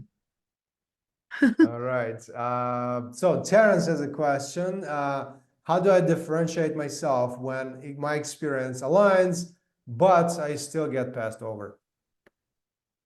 Any thoughts or any tips on that, Kristen? I think just keep going with it. I mean, before the J&J job I had, I mean, I like made it my job to get a job. Like it was like I like UX'd my job experience, get like my getting a job. Like I was like, how many like I make it a job for yourself. And even if you have a job right now to pay your, just make it another job. You just have to keep at it. Like, and every time you have an interview, every single time you have one, it's great. It's a good thing. If it passed over, meaning they don't even look at you, well, that's fine. Somebody will. It only takes one person to get a job for years that you'll have it. Like, one day I had no job for weeks, and the next day I had a job for a year. So don't let that discourage you. That's just normal. What would be the worst thing would be if you gave up and stopped doing it. Like don't do that. It's totally normal. I mean, it happens to me. I still apply. I'm always open-minded. I don't think anyone's been interested in me I'm still going. I don't care. Somebody will. It's like, that's just so normal. That's everyone's going through the same thing, and it'll happen for you. Yeah, yeah. It's basically just and also Keep. keep exactly. Like perseverance is a huge part of it. Mhm. But at the same time, try to gather feedback. It's hard, right? It's hard to, especially because a lot of employers are like hedging. They will not sometimes tell the truth. They'll just say some BS, and basically because they're afraid to get sued or something, right? So it's sometimes can get hard, but you can still try. And it's also crucial. You can still work with mentors. You can still work with other folks, right? To I get was the. gonna say something. Mhm. There was a group after your program that was like the mentor group, and I was getting passed over I was starting to get like really upset. And someone in that group was like, you make your title the same, like gave me this feedback because I had like UX designer, UX consultant, product. I had like a bunch of different names on my LinkedIn and my resume. And I forget what his name, Adam. I think he works at Twitter, or he did. Anyway, whatever. Mhm. And he was like, I think you should do that. I'm telling you, like, I changed all the titles to be all the same, product designer, because it was essentially the same thing. And I did get calls after that because I got feedback from somebody that had a great job and was sort of like acting as a mentor in that chat after your program. And it was really, really helpful because I was sharing my frustrations. I got some good Awesome. feedback. Yeah. Yeah, that's why it's crucial to have that career prep and basically focus on that marketing and sales phase, the career prep, the job search itself, interviewing, and not just treat that as click and apply a bunch of times, right? Because if you do that, it's quite likely you can get stuck for a long time, right? So it's important to try to understand like how to interview, are your assets, the job search assets great? Is your portfolio, resume, etc. Is it grabbing attention? Do some mock interviews. Like that's why this career prep, that's actually how we initially when we started the program, we did not have that career prep stuff, right? We just had like a lot of programs, just learning and training and the skills. Right. And then we were interviewing our alumni and basically asking, okay, what's preventing you? What's holding you back? And it was portfolio, interviewing, search, Nobody's inviting me, blah, blah, blah. So that's how we basically designed that career prep module into it. So that, because that is so crucial, that gets overlooked many times, but honestly, it's like 50% of the equation, right? It's outside. So it's very, very important. I think people are afraid too to show to get feedback, and criticism, but it's really helpful. Don't be afraid to like ask for some criticism or, some feedback to help you out, because portfolios are tough. They're hard to make, and, we all struggle with that. Yeah, and I see we have some additional questions coming in. Amazing, specifically about networking and job searching. Amazing. We'll get to, so hopefully I'm pronouncing your name correctly. Anais, question to your question, and Alice asks another question. Isabella asking one more question as well. Nice job. Another great question from Terrence as well. So yeah, we'll get to it in a second as well. Kristen, what do you think made specifically your LinkedIn? I know you already just mentioned the tip, but what else do you think made your LinkedIn and your resume effective at getting that first role? And what are some of your tips, like top 3 tips on that? Yeah, I think showing progress with your titles. What I notice about UX is sometimes it's called different things. Like UX strategist, UX designer, try to align the names of the stuff, and just kind of show that you've been doing the same thing for a while. Or, and I think having a little summary of key points, underneath the title, like don't just say the title and then that's it, say something you're proud of about that you did, and make sure that like it aligns with like buzzwords, you know what I mean? Like just like there are buzzwords for UX that you can like even just look up what they are, and like what they're, because that's something that will be, if they're scanning through, they'll see stuff like that. Like, you're good at making whatever it may be, user flows, customer journey mapping, impact maps, whatever, and have like a few little key points. And be as specific as you can, and try and get recommendations from people. I think is really helpful as well. I have a few, I asked them for them, but they gave them to me. And I think just don't be too much, don't type too much there, but I think just a little summary of like what you did to benefit them and things you're proud of is very helpful, and definitely have a portfolio very easily seen at the top. Okay, awesome. And also basically just ensure, just like another quick tip that I just recalled, ensure that you always identify your biggest roadblock, or try to identify it. Because like what would be not smart to do is focusing on career prep, right? Basically the marketing and selling part, when maybe your product is lacking. Because let's say maybe you need stronger case studies, right? But you're focused on career prep and working with coaches, etc. You can get amazing at career prep, but if that product piece is still lacking, it's still not likely to get you very far, right? So it's important to just prioritize what's that biggest, lowest hanging fruit that you could improve. And, so don't put the cart before the horse, basically, right?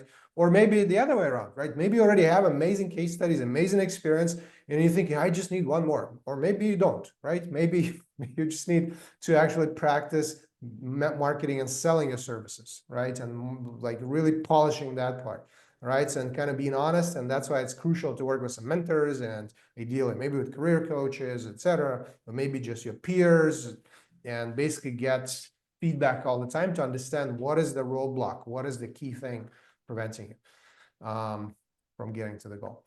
So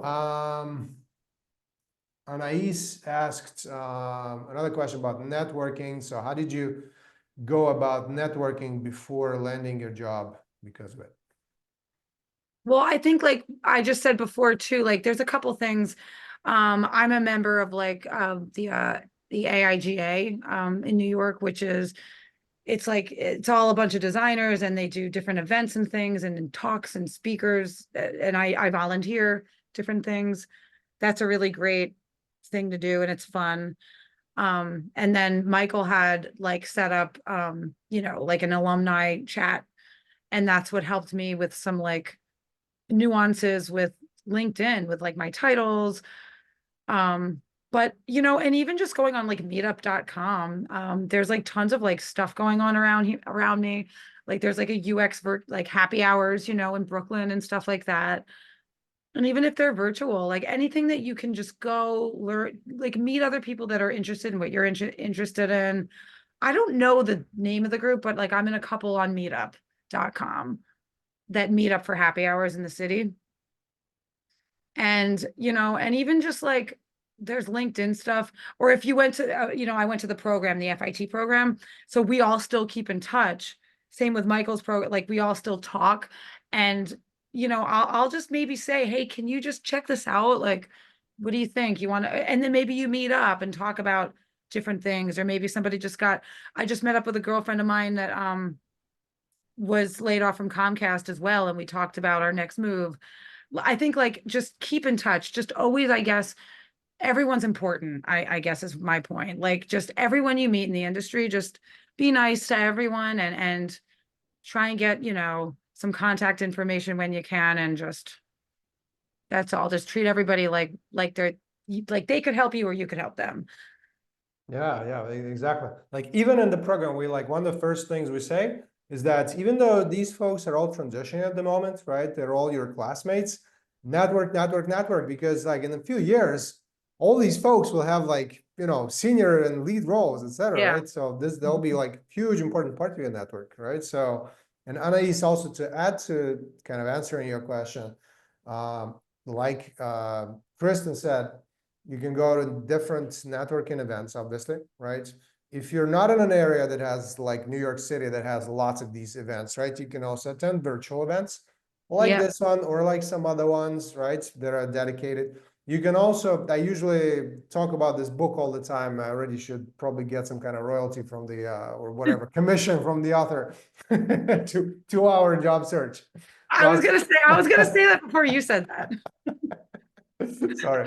All right.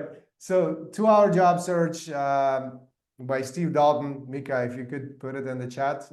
Great approach. Yeah, maybe we'll have the author on the show at some point as well. Yeah, you should get some royalties, Michael, from that one. I Yeah, I agree. already told like hundreds of people probably about it, Mm, thousands maybe. So basically, it's a way to use informational interviews to build your network and get jobs, right? And more, right? That's just like one of the key things.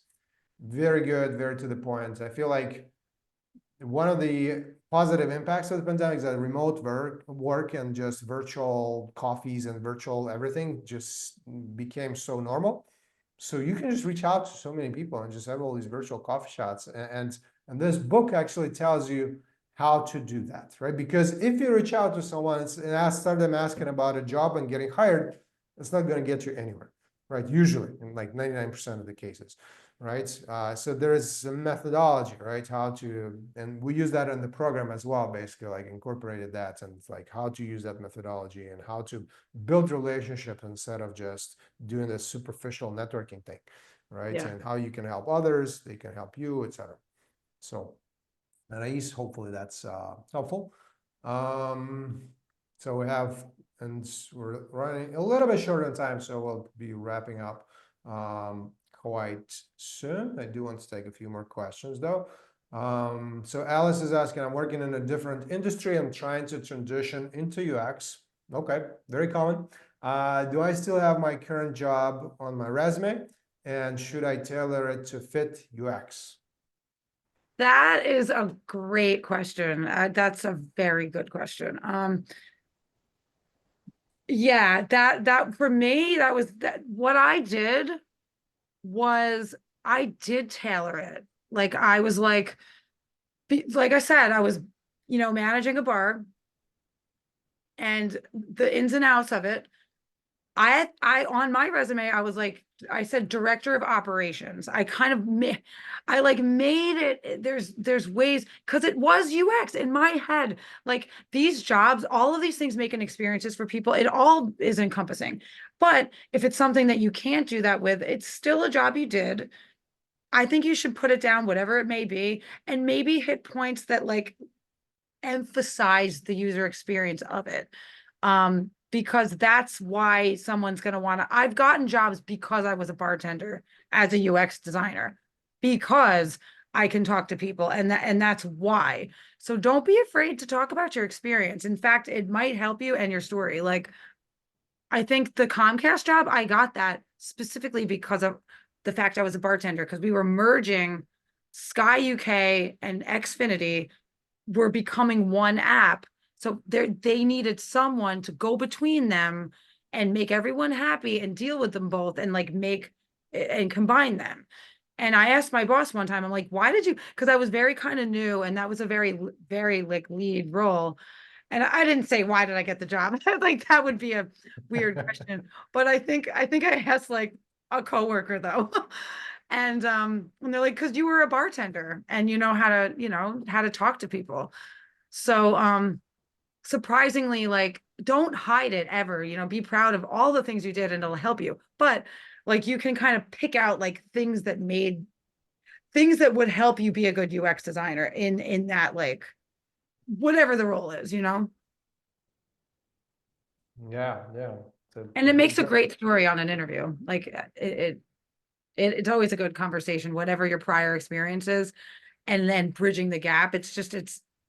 Interviews can be dry and terrible, but like if you're like, oh, I did this, it's good. People want to have a good conversation, even interviewers. Yeah, yeah, exactly. And sometimes you think it's some experience that puts you at a disadvantage or something, right? Or something challenging, but then in reality, it actually becomes like this stepping stone in a way, or gives you some kind of advantage, like that you weren't really Yeah, expecting. that's what I thought. I'm like, who's gonna wanna no one's like, no one will take me seriously. I feel like I'm a bartender and I've been doing it for like ever. And that was the imposter syndrome start. I'm like, there's no way I can do this corporate work for this big company. And like, yeah, like Michael said, that's what actually helped me. So Awesome, awesome. And also, Alice, make sure you highlight those transferable skills, right? Mhm. So it doesn't mean you just have to like change everything about your current No, job, right? No, just point out and highlight, and like review UX job descriptions, review your job description, analyze a job, and highlight everything that is highly transferable, right? So that's, oh, we have this much experience in presenting maybe, or this much experience in working with teams, right? So can be great. like helping like collaborate, people, like helping with like, getting to anything that's like about making it better, which I'm sure you did. Everybody at a job did that. Like you definitely made something better when you were there. So I'm not sure what Awesome. it was you did. You don't have to share, but like, All right. So talking about job search methods specifically, Kristen, can you describe like which search methods got you most of the interviews, including your first role and your current role and other roles? I really think it was a good LinkedIn uh profile. Like I got contacted by recruiters, being, I didn't put the like open to work thing on banner on, but there's like a setting where you can say that you're open to work, and that's what I chose to do. And I set it up to where I wanted a bunch of a different diversity. I wanted to show all the different areas I worked in. Um, and I tried to word it as well as I could. I used ChatGPT to help me out a little bit with some of the wording, even, but use my own words. But in the end, but that really makes a difference. I think that really helped me quite a bit. And then once you get that ball rolling, once you have the LinkedIn and you're kind of starting off fresh, then you meet people that will help you with other things. Like the J&J job, that came from just LinkedIn and me trying really hard to like perfect my portfolio. It's obviously huge because you have to walk through that. And something I didn't mention before was like, I don't know if everybody, I don't know if it's necessary, but you have your portfolio, but I think it's good to have like a PDF version as well that that you can send, or that you can like walk through it in a different way. Like, I just think like try to have as many things possible to pull out of your hat on an interview. And that was what I wanted. Yeah, that's my main point was like have a good LinkedIn, have everything tied up, have a really succinct, good portfolio with three, I would say three's good case studies with a clear solution. How did you solve it and what was your role? And the time frame. I always like to have how long was this project? And then the story, and then network. Get in there and get a contract job. I got some contract jobs through my first job. So Okay, and basically, so you say LinkedIn, yeah, did you basically just ensure that your profile is amazing and then you get contacted by recruiters? Was that, that mostly the case? yes. And what about the first job, like the first contract? What was at that point, were you already being contacted by recruiters or did you actually apply through LinkedIn? I applied through LinkedIn to a few jobs, but I don't know if they, what was the first? Because J&J, that was a recruiter from LinkedIn Mm, who looked at mm, everything. And I think like he had a job for me that wasn't J&J though. And mm, then whenever you talk to a recruiter, you always have to emphasize that like if this doesn't work out, you're interested in something else they might have. Build a relationship with a recruiter. You can even reach out to like I worked with Robert Half for like 3 years. There's big ones out there that deal Creative Circle, right? You can reach out to them and be like, you can actually schedule an interview with one of them.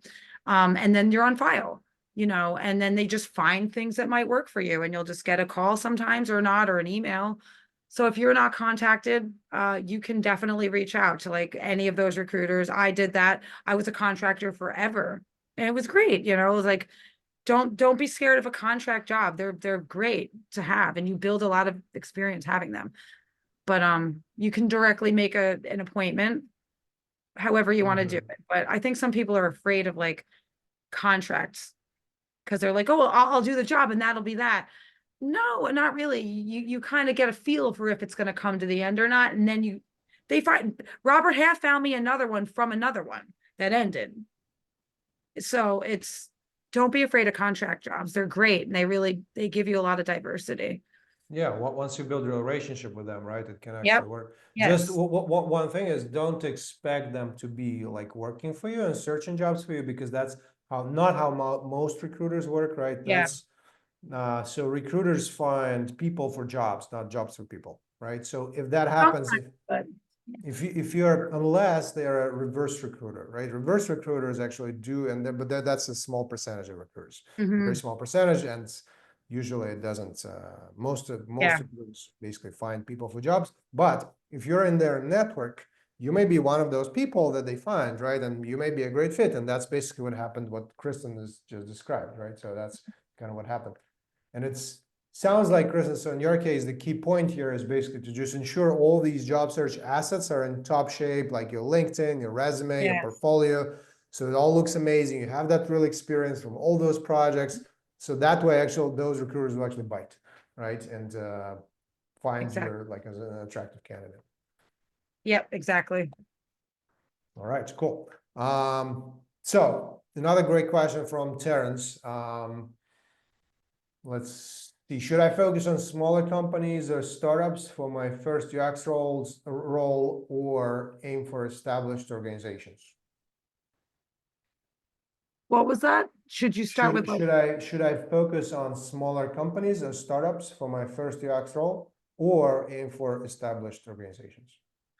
well, that's a good question. I mean, I think for me, I was just applying to anything that looked like it would fit, like the things that I knew how to do, whether it be a startup or a large company. If large companies scare you, then maybe don't. But I mean, I just was going for it. I was going all over the place for anything, and they were all Fortune 500 companies. For me personally, that was my first job. And to be honest with you, a startup is great to work for. You'll have every hat on your head. You will you'll do everything. You will do literally right now. I started at a huge Fortune 500 and now I'm at a small company. And it's funny because big companies, like you can actually live in your sector and be like, I'm just this person that does just this job. And like, that's kind of nice actually when you're starting out because it's like a nice intro to like, but hey, if you're going full force, the startups, it's like a crash course right away. And like you're doing everything. You're making research plans. Like on big teams, there's a reason you don't actually like they don't like it if you cross over there and try and start doing research plans and doing like everyone's job. So it's kind of a nice introductory if you're looking to start with a very focused area. Um, I don't know. I kind of like the mayhem of a small company. It's kind of fun to do it all. So I think just apply to everything, see what fits. Like when you have your interview, whenever you get one, you'll know if it feels like a good fit for you. It's not, I wouldn't aim for anything. Like I had no idea that I would like to work for a Fortune 500. I thought I would hate, I didn't even want to, like, I remember being like, oh God, like, I don't even want to go to this interview, but it was great. Like, the people were so nice. Like, it was a really great team. Like, just don't be too judgy off the bat. You don't know who people are until you have the meeting and you'd be quite surprised. So I say keep an open mind, apply to everything. Just go for it and make your judgment once you finally meet somebody in real life and have your conversation in your interview. Awesome, awesome. Also, what's interesting is that you're like one of the first people that I interviewed who said their main search method was just recruiters reaching out to them on LinkedIn. Usually it's networking, networking, networking. So in your case, it wasn't as key of a method, right? I worked really hard on my LinkedIn. Like I really spent a lot of time on it and I spent a lot of time on that portfolio. Like I think I spent $1 million on trying out different domains and stuff. Like I didn't know what to do, and I got criticized and like beaten down. I asked everybody for feedback. Like it was painful, but I'd like to think that's why, like that people were, came out and asked me if I was interested in jobs. I'd like to think it was like all the hard work and the blood, sweat, and tears. But then like I said, once one would reach out, you want to really develop. They're just people like we are. Just be open-minded, friendly, willing to do whatever it takes.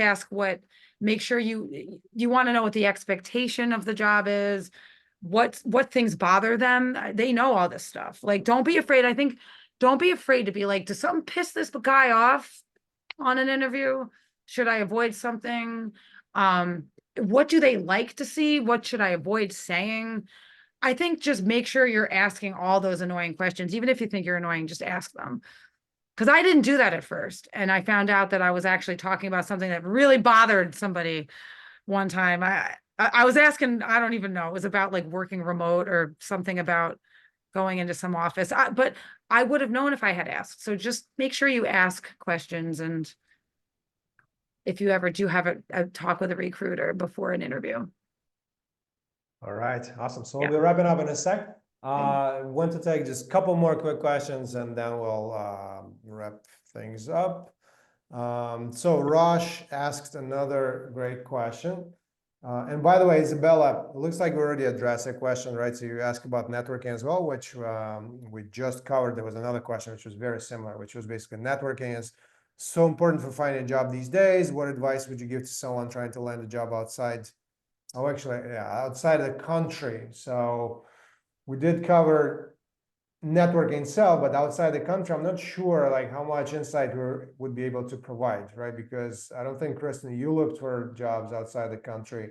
We don't really specialize in that. We can like hypothesize and try to guess. And I don't know if you have any thoughts on that briefly, Kristen. Well, I was just about to like log on to Meetup and see if they had, like, if they're international. Are they Meetup? Meetup? Like, yeah, for like networking events and things. Like, is that just an No, I American? think what she's doing is basically looking for a job in another country, right? So meetup, Okay. yeah. So let's say Well, you're in Europe and you want a job in the US, for example, or the other way around. yeah, no, I mean, that's definitely doable. Like, I even thought about that when I was working for Comcast. Like I said, I was working with Sky UK and with Comcast. So I was actually hired under Sky UK, but living here. Um, I think there's definitely possibility for that. I even thought about asking them about working for them over there, and relocating, but fine. I think that would be a big company. Or yeah, because I think like a small company might not have the resources to relocate you. But there are companies that have, offices everywhere. Like I said, like Comcast had Sky UK. They purchased that company and now they've since merged to one. But like some companies have different all sorts of different offices all around the world.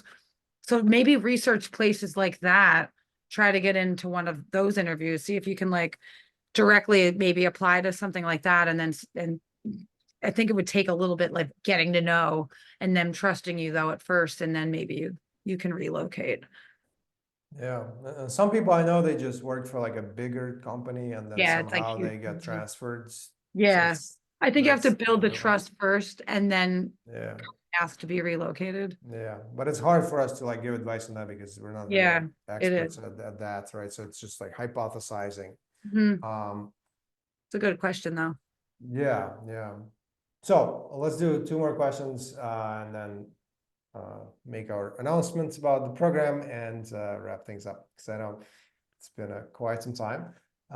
So quick question from Sandy, and Rosh will get you your question after that because it's a little bit more involved. Sandy is asking, what website did you end up using for your portfolio? So Squarespace. Cool. I used Wix for a while until I thought it was too much. They were wanting to charge me for using their services.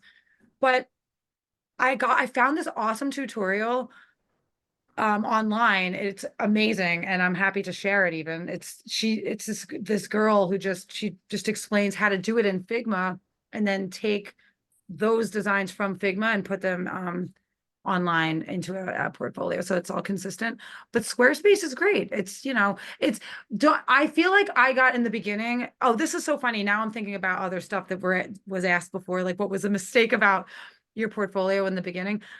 I was so concerned with with the portfolio and like how am I going to design like exactly like program the website of it's not that's not the reason for the portfolio. It's not to be like, look how good I am at programming a website. No, just find something that can tell your story. It doesn't have to be fancy at all. It really doesn't.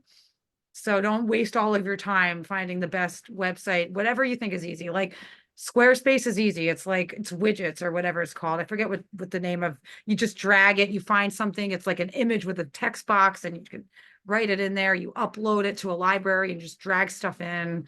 It's more about how you write your story than it is what Yeah, you choose. Yeah. yeah, great points, Kristen. Yeah, it's definitely, it's more about the content rather than the tool itself, right? Yeah. I made the mistake of wanting to be real Yes. fancy and took too And if you do like to like kind of geek out on CSS and HTML and more advanced tools to much. actually build it out as like in a very flexible format, I love Webflow as well. I knew you were going to say that.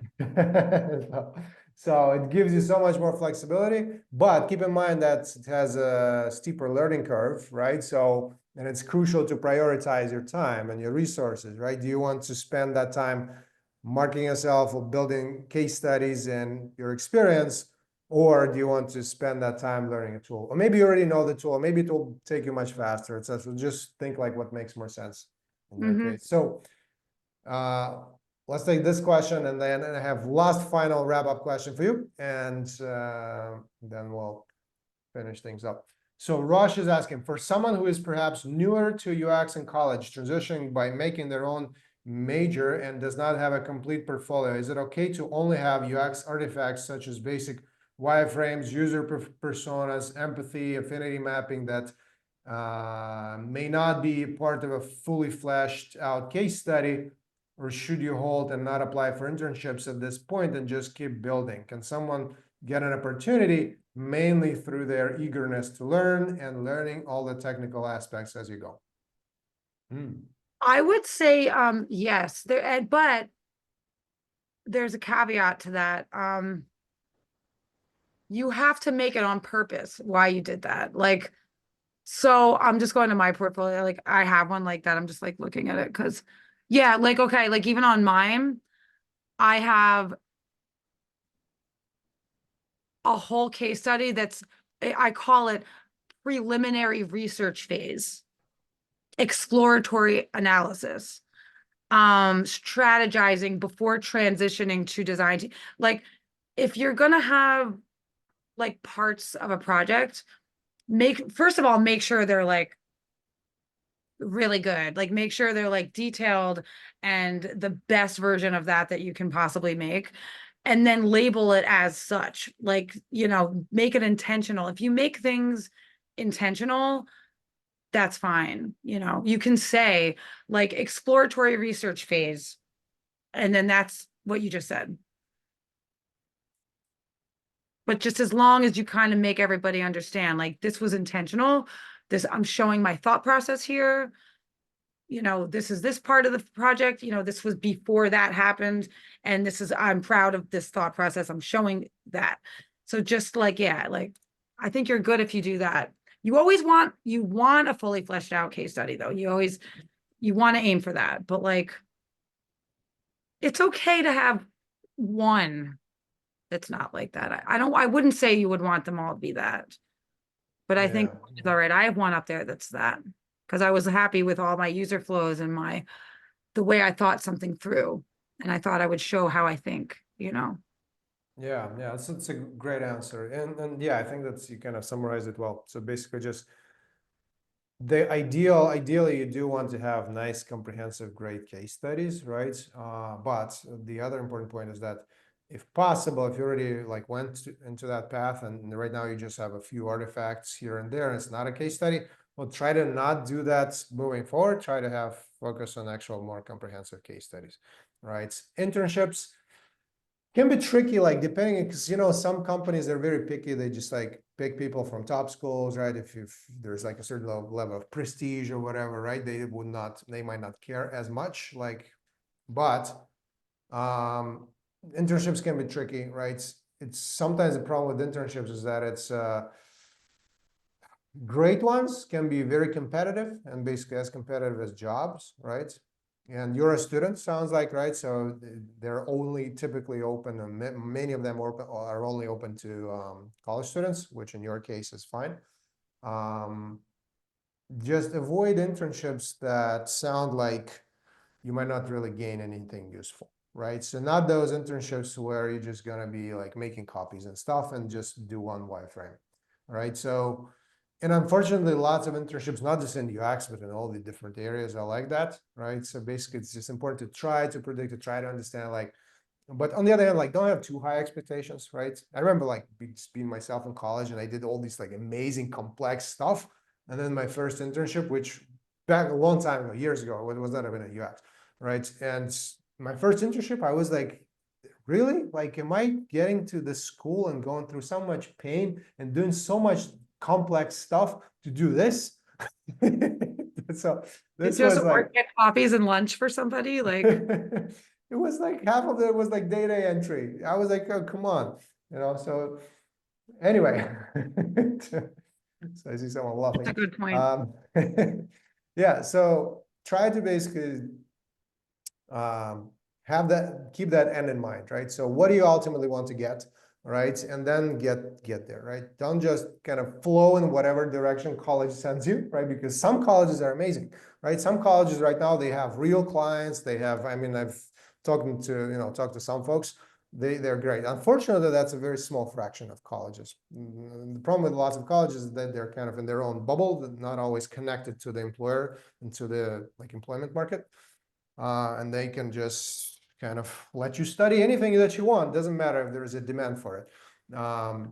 So just keep that like end goal in mind, like basically what we covered in the beginning, right? Like this case study. You can also find lots of other resources on our site, right? In the resources section, virtual event recordings, you'll be able to see, and in some of those virtual events, we actually did a whole presentation in the beginning. There is this like 2-hour training that we share as well, that you will, if you're new to our community, you'll receive that in your welcome email sometime after the event. And that basically goes through this entire career transition roadmap. So just use that as the guideline, and you'll be in good shape. All right, Kristen, last question for you, and then we'll let you go. Final No, top. fun. I'm enjoying Awesome. Yeah, I like it too. Time kind of flies, right? I'm already like, oh wow, we're already like 2 hours into this. So final top 3 pieces of advice for people transitioning into UX and looking for their first UX role. top 3, what? Just my top 3, like all Pieces of time advice or words of encouragement or whatever, words of wisdom. for transitioning. Yeah, landing their first UX role. Oh man, that's tough. There's so many things. I think my first word of advice is to just go for it because it's really awesome. It's an awesome job. It's so much satisfaction. Like honestly, I can say, I don't know. I'm just so happy I did it. I was very scared to do it, but I did it. So just number one is just go for it. Take that class to get that stuff under your belt. If you're thinking about learning more about it, just do it. Life's too short. You're already here. You're in the call. You obviously are interested. So just do it. Secondly, like, don't discount if you're transitioning, don't discount what you've done, what you did before, what you're coming from now, what you're doing. I don't know if anyone is, but I guess I'm just talking about myself. Like, it's all relative and it's all very important. And you did something amazing at the place that you're at now or that you came from. Like, there's no question about it. You did. Now it's up to you to like have the confidence to really understand that you did that. You did. And someone will tell you that. Ask anyone you work with and they'll tell you something. And the third thing is I think like don't ask for feedback and criticism. And I do that now. Like I'm a senior designer, I'm like a lead at this point, and I always ask for feedback. I get ripped apart still like about things.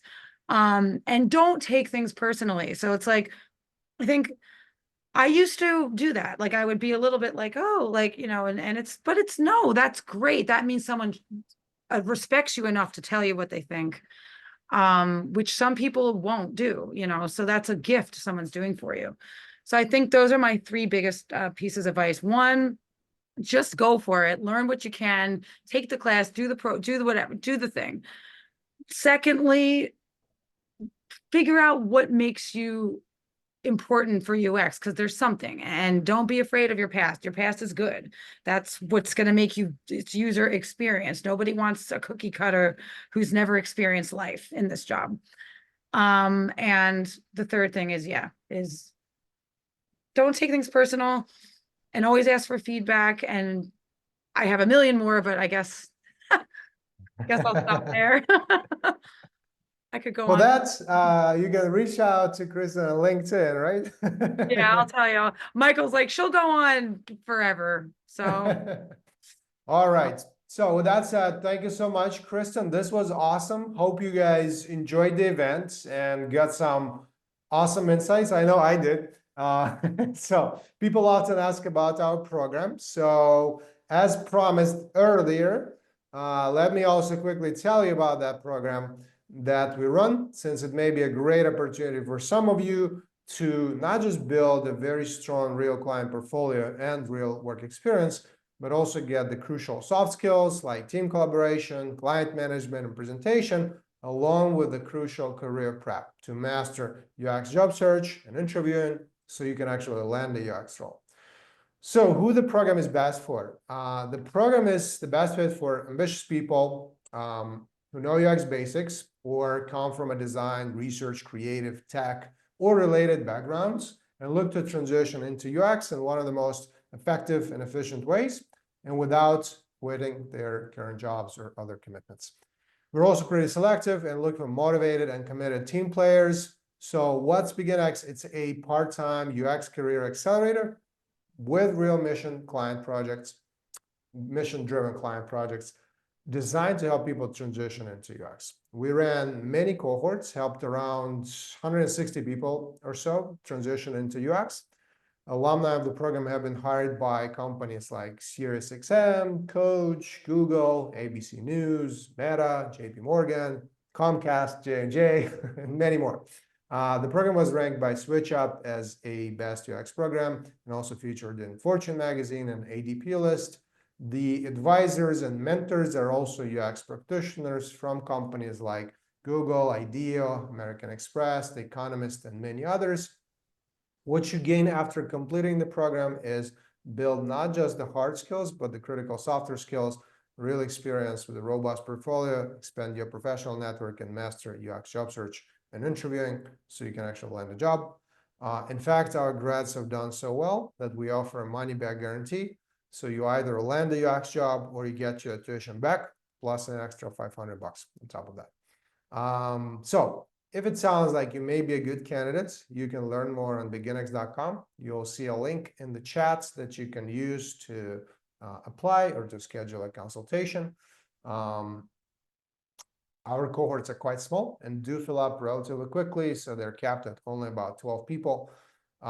So to thank everyone in our community who attended this event, so you'll be eligible for a $500 tuition credit if you're accepted. To claim that credit, what you need to do is by this Friday, so tomorrow, go to the website, and we'll see the link in the chat, and request a free, no commitment career transition consultation, where we'll do a first UX job hireability assessment for you.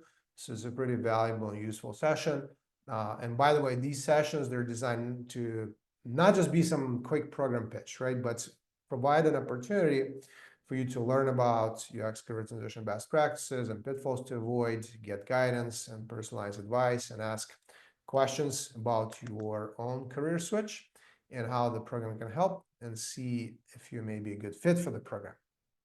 So in addition to telling you about the program, I also wanted to mention that we frequently run different types of virtual events. So we'll keep you updated about upcoming events and share resources via our newsletter that is usually sent every few weeks or so. If you're new to our community, you'll receive a series of emails with useful career transition resources that I'm sure you will love. Thank you so much for joining us tonight, and thank you to our wonderful guest for taking her time to join us and provide all the valuable insights. Kristen, was a huge pleasure to have you here. And I think you're still muted, but I wanted to ask you. Man, you'd think I'd know how to do this by now. My whole life is remote. Yeah, I wanted to also ask you, what is the best way for folks who want to connect with you? Did it go through? I'm sorry, I don't use Zoom that much. I use Teams, but I think I put my LinkedIn in here. I hope everyone can see it. And I also gave my portfolio link. I can't share the most recent because it's not released yet, but I gave, if they want to check it out. All right, awesome. Yeah. So connect with Kristen on LinkedIn. Thank you. And we'll see you at our future events. All right, cheers, everyone. Thank you.